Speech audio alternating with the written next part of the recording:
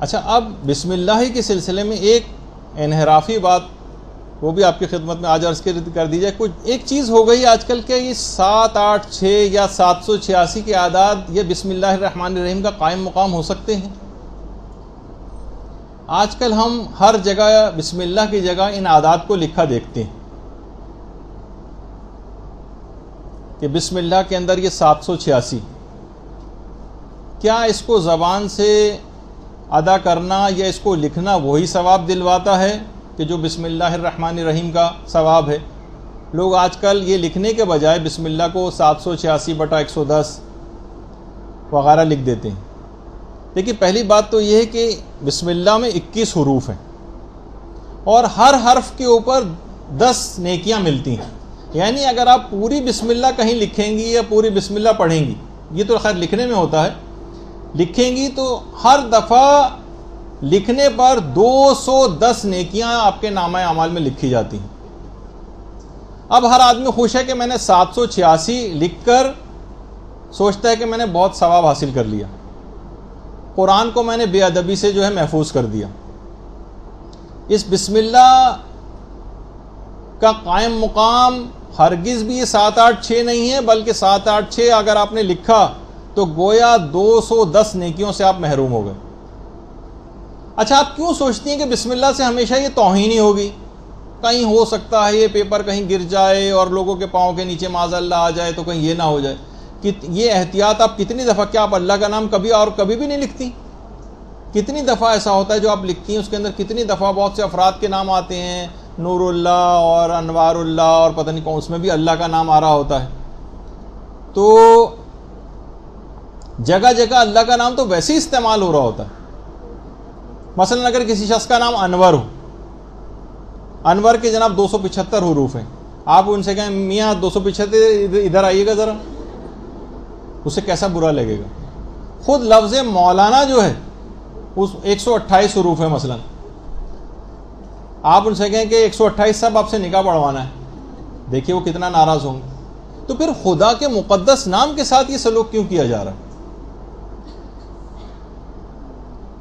دولہا سے اگر مثلا پوچھا جائے، مولانا صاحب پوچھیں کہ جی جناب نکاح شروع کریں، تو وہ کہے گا جی مولانا صاحب 786 کیجئے ذرا، یعنی بسم اللہ پڑھیں، بسم اللہ کیجئے. یا کوئی شخص کہے کہ میں اپنی بیوی کو 140 دیتا ہوں، طلاق نہیں، یہ نہیں ہوگی طلاق. ان حروف کو لکھنے کا سے کوئی فائدہ نہیں، ایک نیکی بھی نہیں ملے گی. لوگ سوچتے ہیں بہت نیک کام کر رہے ہیں، قرآن کو بھی محفوظ کر لیا ہم نے بے ادبی سے اور ثواب بھی مل گیا. تو وہ قرآن کی وہی آیت ہے نا کہ دنیا میں بھی جو ان کی جو محنتیں ہیں وہ ساری اکارت گئیں اور وہ یہ سمجھ رہے ہیں کہ ہم اچھا کام کر رہے ہیں. قرآن کی آیت ہے کہ وہ سوچ رہے ہوتے ہیں کہ ساری محنتیں بھی اکارت ہو رہی ہیں اور سوچ رہے ہیں کہ ہم بڑا اچھا کام کر رہے ہیں.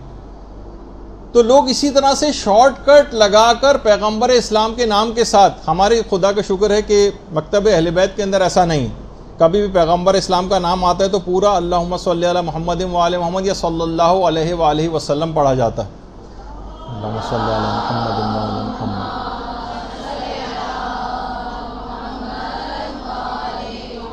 اب میں جو چیز آپ کو دکھانے جا رہا ہوں اس کا مقصد بالکل بھی ہرگز یہ نہیں ہے کہ کسی دوسرے کے اوپر تنقید کی جائے یا کچھ، لیکن صرف ایک مسئلے کی ہم کتنے اپنے مسائل ایسے ہیں کہ ہم ان کے اوپر اپنے افراد کے اوپر کتنی اس سے پہلے تنقید کرتے رہے ہیں جہاں پہ انحراف آتا ہے کوئی.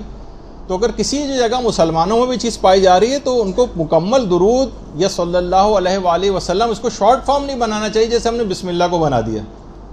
آپ دیکھیے کہ یہ عام طور پہ شارٹ فارم جو بنایا جا رہا ہے وہ اس کے اندر کیسے بنایا جا رہا ہے.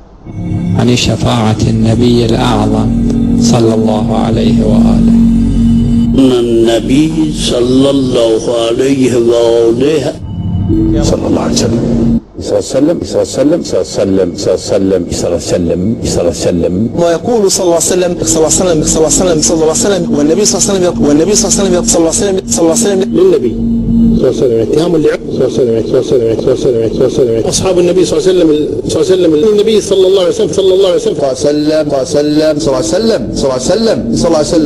وسلم لكان الله عزل قول الله عزل إن الرسول صلى الله عليه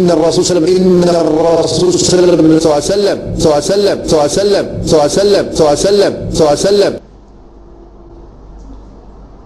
تو ہم اس طرح سے شارٹ فارم لگا کر اور یہ سوچیں کہ ہم دیکھیے اتنی اہم ترین چیز ہے یہ کہ نماز میں بھی اگر کوئی پیغمبر اسلام کا نام سنے تو نماز روک کر مستحب ہے کہ درود پڑھے.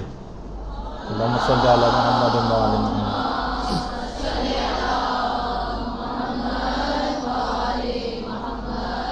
تو عام زندگی میں اس کی کیسی اجازت مل جائے گی کہ آپ پورا درود نہ پڑھیں یا صلی اللہ علیہ وآلہ وسلم کے بجائے صلی اللہ علیہ وسلم یا صلی اللہ علیہ وسلم یا اس طرح کی کوئی چیز کہیں؟ یعنی کوئی یہ اس چیز کو کیسے بگاڑ سکتا ہے؟ تو خود دیکھیے باقاعدہ منیت المرید میں بھی میں نے اپنی آنکھوں سے نہیں دیکھا، البتہ ایک عالم نے کوٹ کیا ہے کہ اس منیت المرید کے اندر بھی ہے کہ شہید ثانی نے لکھا کہ جس آدمی نے سب سے پہلے اس کام کو شروع کیا تھا کہ معصومین کے نام کے ساتھ پورا درود لکھنے کے بجائے صرف صاد یا سین لکھنا شروع کیا تھا، اس کے دونوں ہاتھ شل اور ناکارہ ہو گئے تھے. تو اتنا یعنی اتنی کاہلی کیا کہ پوری کتاب لکھ رہے ہیں اس میں ہمارا ہاتھ ٹوٹے جا رہے ہیں درود کو پورا لکھنے میں. کوئی چیز ہم لکھ رہے ہیں، کوئی مضمون لکھ رہے ہیں، کوئی چیز لکھ رہے ہیں تو اس میں درود ساتھ میں کیوں نہیں لکھا جا رہا ہے پورا، یا اس کو انتہائی شارٹ فارم میں ایسی چیز کیوں منایا جا رہا ہے صلی اللہ علیہ وسلم یا صلی اللہ علیہ وسلم ٹائپ کی چیز. تو اور یہ بھی کہا کہ باقاعدہ کچھ علماء کی تحقیق بھی کہ سب سے پہلے اس چیز کا جو آغاز کیا تھا کہ مقدس کلمات کو حروف کی صورت میں لکھنا، یہ یہودیوں نے شروع کیا تھا. اور شاید یہ بھی ہے کہ وہ تمام افراد کے جو کہ دشمنی اہل بیت کوئی دل میں رکھتے ہیں اور وہ درود ان کی زبان کے اوپر جاری نہیں ہوتا، کسی وجہ سے ہو سکتا ہے اس قسم کے الفاظ جو ہے انہوں نے ایجاد کیے ہوں تاکہ وہ درود زبانوں ہی کے اوپر نہ جاری ہو سکے. اور یہ الگ بات ہے کہ جو علم العادات وغیرہ ہے، ابھی آپ کے فوراً دماغ میں فوراً سوال علم العادات کے سلسلے میں آنے لگیں گے، تو اس پہ ہماری انشاءاللہ کبھی اور گفتگو ہوگی. البتہ یہ کوئی شرعی علوم نہیں ہے، اتنا صرف بتا دیا لیکن تفصیل کبھی اور. برحمتک یا ارحم الراحمین وصلی اللہ علی محمد وآلہ الطاہرین.